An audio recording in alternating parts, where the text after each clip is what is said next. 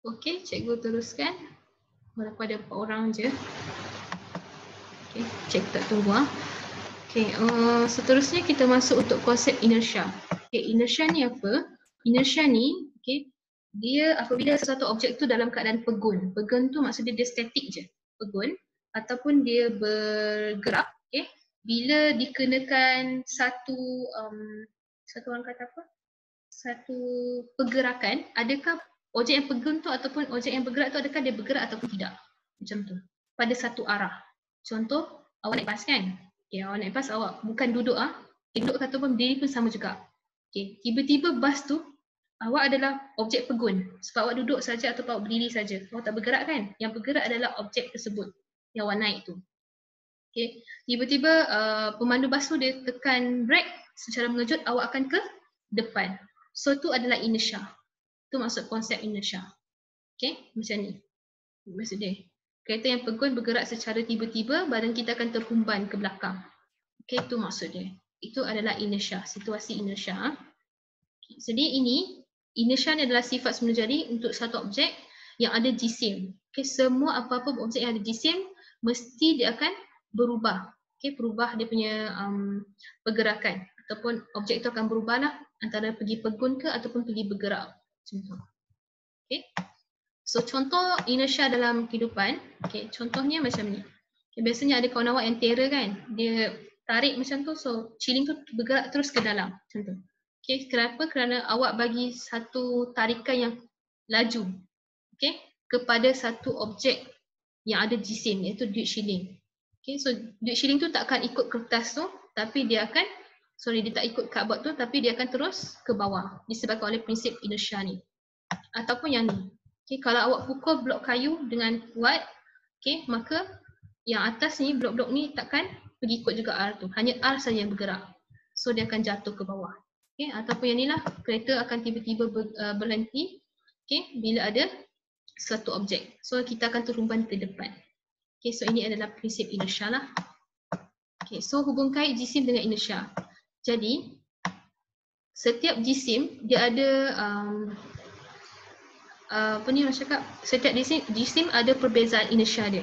Iaitu kalau awak tengok satu objek yang punya jisim yang besar, susah untuk menekan gerakan atau untuk berhenti dari bergerak berbanding objek yang kecil jisimnya. Okay, contohnya, okay, awak tak ada naik kereta lagi kan? Kalau biasanya kalau orang yang bawa kereta, okay, contohlah enjin dia tu slow, cikgu tak ambil kan kereta lah, cikgu basikal, contoh basikal lah. Okay, basikal awak nampak dekat depan tu ada bukit. Okay. So awak dalam pemikiran awak kata, okay, saya kena kayuh laju supaya saya boleh naik bukit tu. Betul tak? Jadi sekarang ni itu adalah ni, prinsip jisim dan juga inertia yang awak gunakan. Okay, biasanya kalau awak nampak bukit je, awak akan kayuh dengan laju supaya awak boleh naik bukit tu tanpa awak undur balik. Betul tak? Okay, so itu prinsip dia. Jadi awak kena, ada pun cakap, kena ada acceleration, kena ada satu, orang kata apa, ni, dia kata ambil. Kalau dalam bahasa Inggeris acceleration, awak kena ada satu tindakan supaya awak boleh tolak basikal tu ke atas tanpa awak undur balik sebab bukit, kan berbukit. Okay, so itu adalah prinsip dia. Jadi semakin besar jisim tersebut, semakin besar inertia dia. Okay. So ni eksperimen yang kita gunakan untuk menentukan bahawa jisim dan inertia ni ada hubung kait. Iaitu kalau tengok tin ni berisi pasir, tin A. Manakala tin B tak ada, kosong saja. Jadi bila awak tolak tin A tu, susah kan untuk dia gerak, dia akan gerak slow saja. Tapi bila awak tolak tin tu, tin B dengan tolakan yang sama, awak tolakkan dia dua-dua slow. So dua-dua yang akan bergerak adalah tin B. Dia akan gerak banyak. Okay, so kalau awak tengok sini, okay, jisim dia kecil dan besar. Okay, yang diisi pasir, jisim dia besar. Jadi daya yang diperlukan untuk awak tolak yang berisi pasir ni kena daya lebih besar sebab dia ada berat. Okay, so daya lebih besar. Okay, so untuk ayunkan dia kena daya yang lebih besar. Okay, boleh. So itu prinsip inertia. Okay, so prinsip inertia ni kita gunakan dalam ciri keselamatan lah untuk kita kurangkan kesan negatif bagi inertia ni. Okay, so yang ni contohnya beg udara. Kan bila kita brake secara mengejut, kita langgar sesuatu untuk kurangkan impak dia awak ke depan dengan sampai terhumban ke depan. Okay, so beg udara dicipta untuk awak untuk beg udara tu serap impak dia yang awak langgar, awak bergerak inertia tu. Macam tu, dia akan serap. Okay. Dan sebab itulah tali pinggang dan juga beg udara dibina lah, diperkenalkan lah, ataupun digunakan untuk mengurangkan impak inertia ni. Okay. Macam tu. Alright. Okay. Dan juga yang lain-lain ni lah. Okay, nanti ni awak baca sendiri ya. Okay, sekarang ni kita pergi pula momentum. Okay, momentum adalah hubungan antara jisim dengan hal laju dia. Okay, kita tengok momentum dia berapa. Okay, momentum. So ni tadi yang cikgu bagi contoh untuk basikal tadi. Kalau awak nak naik bukit, awak kena momentum yang banyak supaya nanti bila awak naik bukit tu awak senang nak kayuh. Tapi contohnya awak nak naik bukit tu, awak just slow saja sebelum nak naik bukit. So mesti awak akan undur ke belakang ataupun awak akan kayuh dengan kuat untuk awak naik bukit tu. So tu adalah momentum. Okay, momentum adalah satu objek yang sedang bergerak. Momentum adalah satu objek mungkin boleh definisi sebagai hasil darab daripada jisim dengan hal lajunya. Okay, so jawapan kalau tanya awak apa tu definisi bagi momentum, awak kata hasil darab daripada hal laju dengan jisim. Okay, hal laju dengan jisim. So momentum dia punya SI unit kilogram per saat ataupun newton per saat. Okay, ini pun awak kena tengok tau, newton dengan kilogram adalah berat, sejenis berat. Dia punya unit SI untuk berat.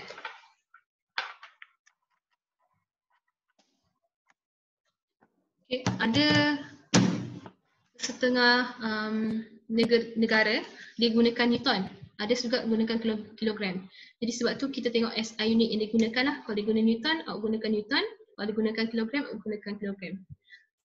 Tak silap cikgu 1 newton sama dengan 10 kilogram ke? Sekejap cikgu tengok balik.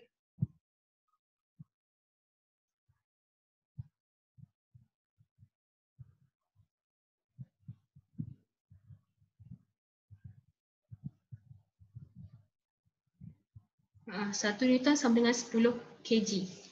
Okay.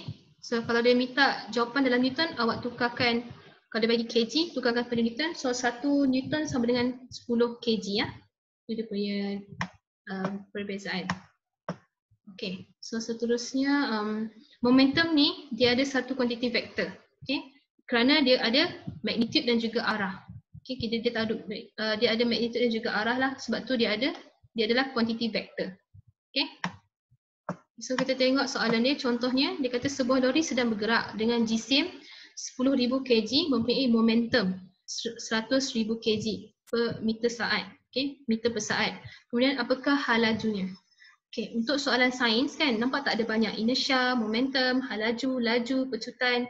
Jadi awak kena tengok soalan tu dia nak apa. Kalau dia kata sini hal laju tapi dia bagi momentum, gunakan formula momentum ni.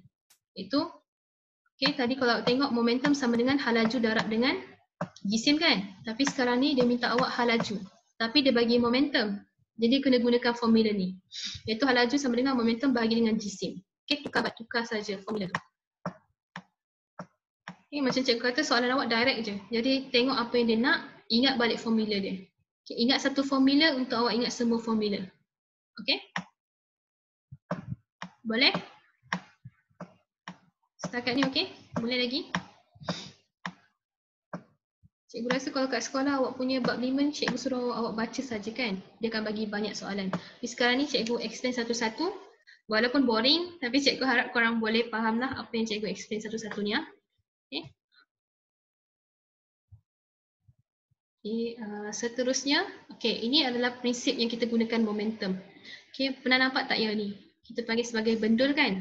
Bila awak tolak satu yang hujung ke hujung, dia akan pergi. Dia akan tolak lagi. So ni adalah momentum. Okay. So ini adalah prinsip keabadian momentum yang menyatakan bahawa dalam satu pelanggaran antara dua jasad, okay, dua objek lah. Okay, jumlah momentum ke dalam sistem kekal tidak berubah jika tiada daya luar bertindak ke atasnya. Okay, jadi contoh awak bagi daya sini kuat, so nanti momentum yang diberikan pun nanti yang ini hujung sekali pun akan sama juga dia punya hal laju dia. Macam tu, sebabkan jumlah momentum sebelum pelanggaran adalah sama selepas pelanggaran. Okay, itu adalah prinsip keabadian momentum. Okay. Tapi dia ada dua jenis pelanggaran. Okay, yang pertama pelanggaran kenyal ataupun pelanggaran tak kenyal. Okay, apa tu pelanggaran kenyal tak kenyal? Ini maksud dia yang ni lah objek dia. Kenyal tu maksud dia objek yang keras. Tidak bila awak tolak dia akan tolak yang sama. Tapi kalau tak kenyal dia akan macam contohlah macam span dia akan serap. Jadi bila awak bagi tekanan kat situ dia akan macam slow sikit macam tu. So itu maksud dia pelanggaran tak kenyal dengan kenyal. Okay, kita tengok sini. Jasad melekat macam ni lah jasad melekat. So sebab tu macam tadi cakap kata dia akan meresap sikit. So bila melekat dia akan cantum ataupun dia akan gerak sedikit saja. Itu maksud dia pelanggaran tak kenyal. Okay, kalau kenyal maksud dia jasad tu berpisah. Tolak dia akan terus tolak ke sebelah. Okay, boleh. So contohnya, okay, yang ni soalan macam ni banyak keluar. Okay, setiap tahun cikgu tengok ada saja. Okay, soalan macam ni. Contoh dia, okay, tengok betul-betul lah. Soalan dia kata sini, dalam raja di atas, troli A, okay, ni berlanggar dengan troli B. Okay, selepas pelanggaran, kedua-dua troli melekat dan bergerak bersama-sama. Okay, dia melekat dan bergerak bersama-sama. Jadi sekarang ni suruh awak kira jumlah momentum troli. Okay, jumlah momentum, okay, kita samakan momentum campur darab dengan dia punya masa pergerakan dia tu. Okay, U yang pertama. Kemudian awak dah darab ni tambah kedua-dua sekali. Okay, so ni adalah jumlah momentum bagi kedua-dua. Dia akan bagi kat sini nanti. Awak kena cari sendiri ya. Okay, so 3 akan darab dengan 6, manakala 5 akan darab dengan kosong. Okay, sebab apa dia kosong kat sini? Sebab dia pegun, dia tak bergerak. Okay, tapi ini dia bergerak 6 meter per saat. Okay, dia bergerak sebab itu dia ada masa tapi ini kosong, tak ada masa dia. Okay, sebab dia pegun. Okay, kalau pegun je automatically kosong lah. Okay, so dapat jawapan 18 kg meter per saat. Okay, ini adalah jumlah momentum bagi kedua-dua ni lah. Kemudian dia tanya sini selepas pelanggaran. Okay, selepas pelanggaran awak kena kira kat sini pula. Okay, tadi jumlah momentum sebelum pelanggaran adalah 18 kg kan? Okay. Kemudian selepas pelanggaran, okay, selepas pelanggaran dia sama saja momentum dia. Lihat tak tadi? Dia punya formula.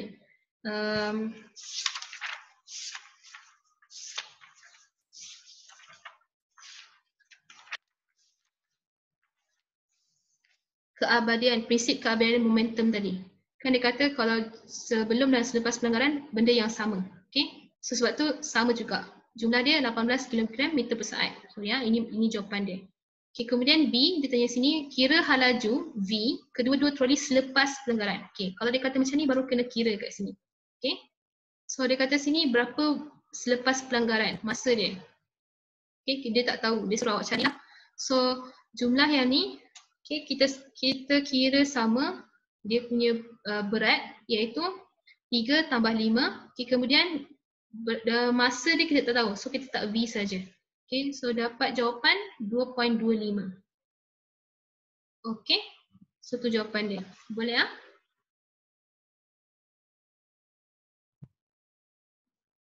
Okay.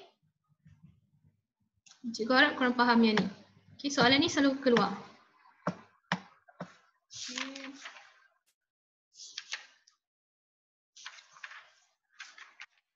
Boleh ada apa-apa soalan untuk yang ni?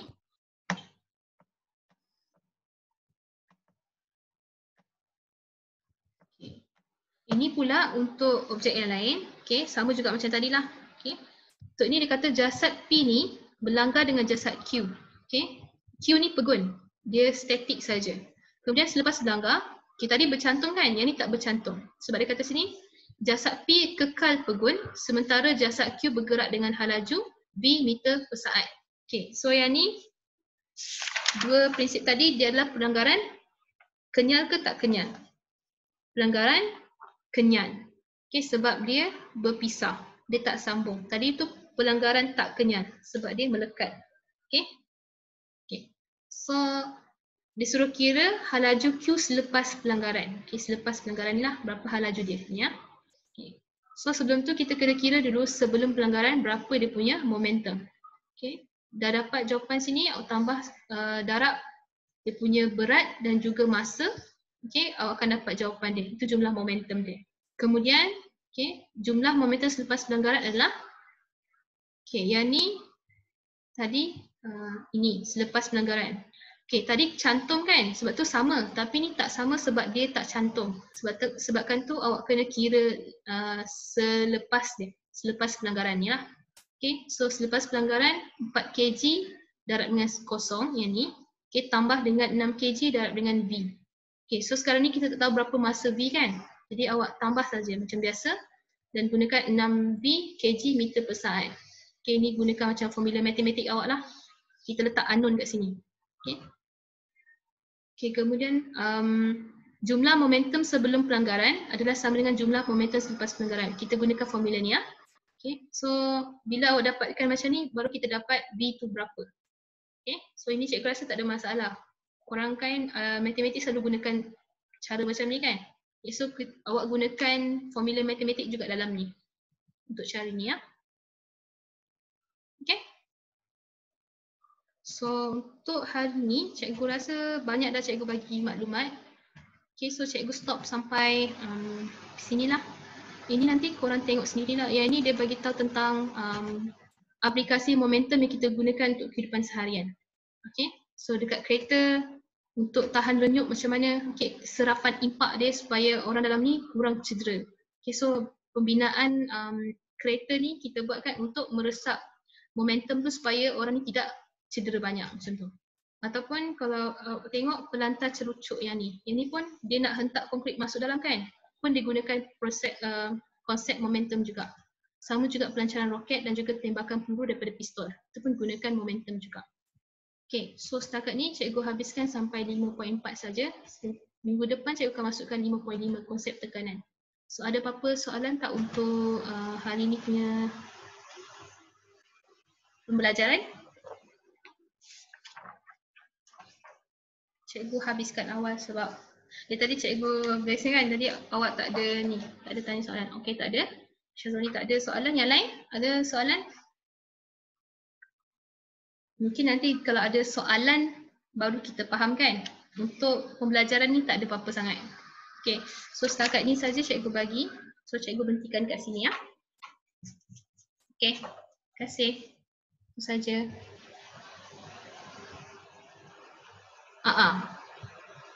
Ada ke? Siapa yang nak nota?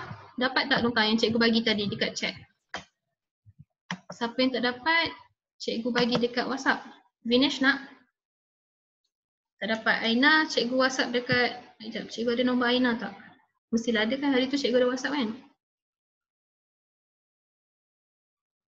Okey, Sri tak dapat, sekejap cikgu letak nama. Mana pensel? Sri, Vinesh, Sri cikgu bagi dekat nombor awak ke? Ke parents awak? Shreda. Lagi Aina. Lagi? Siapa lagi? Okay, siapa yang dapat awak boleh log out dah. Syazoni dah dapat, okay. Kriti, okay Kriti. Cikgu akan bagi nota ni dekat awak. So kan nota ni cikgu tengok kan banyak membantu juga. Okay. Senang sikit. Alia. Okay, Alia. Lagi Alia, Kriti, Sri, Vinesh, Shreda dengan Aina. Itu saja. Cikgu akan bagi menerusi WhatsApp lah.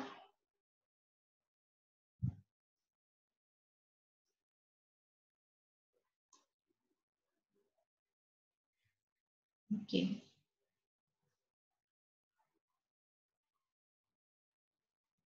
Oh ya ke, Kriti awak tak ada WhatsApp group? Macam mana cikgu nak bagi? Kalau cikgu bagi email? Okay, Alia. Vinesh.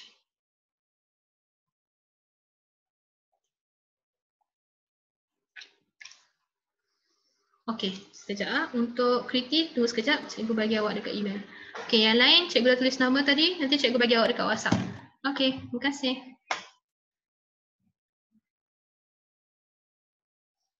Kriti, tunggu sekejap.